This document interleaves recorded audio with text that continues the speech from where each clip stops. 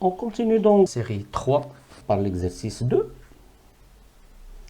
dans lequel on considère le circuit suivant, où cette fois nous avons deux transistors PNP, Q1 et Q2, qui sont identiques, et dont les caractéristiques sont données par bêta est égal à 100, VBE est égal à 0,7 volts, bien sûr.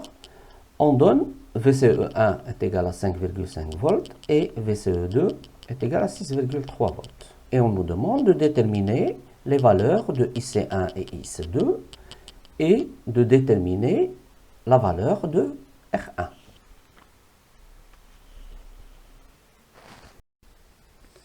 Dans ce montage, on peut considérer trois mailles. La première, la deuxième et la troisième.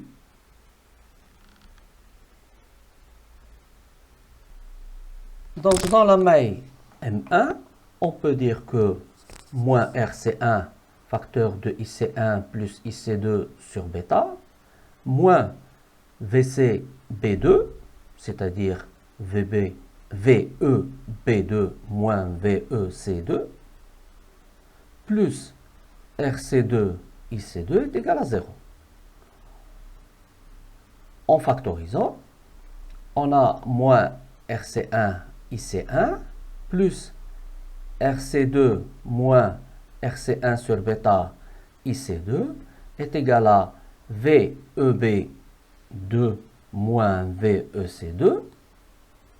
D'un autre côté, dans la maille M2, on peut écrire que RE IE1 plus VEC1 plus RC1 facteur de IC1 plus IC2 sur bêta plus VCC est égal à 0.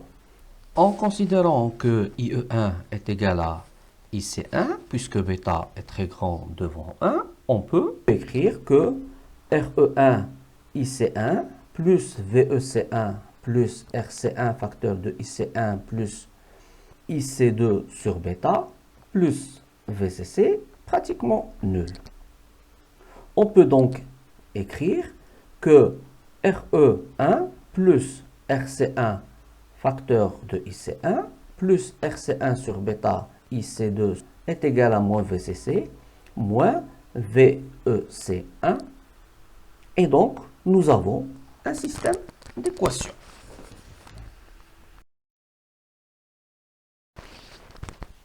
Ce système d'équations peut être mis sous forme matricielle. Avec l'application numérique, on obtient et on utilise encore la méthode de Cramer pour calculer IC1 et IC2. Donc on calcule le déterminant principal et les autres déterminants. On fait le rapport et on a IC1 est égal à 0,624 mA et IC2 est égal à 1,203 mA. Avec ça, on aura répondu à la question 1. La maille 3 va nous permettre de calculer R1. Et donc, si on met l'équation pour cette maille, on a R2 facteur de I2 moins IC1 sur bêta, moins R1 IC1 sur bêta, moins VEB1 moins RE1 IE1 est égal à 0.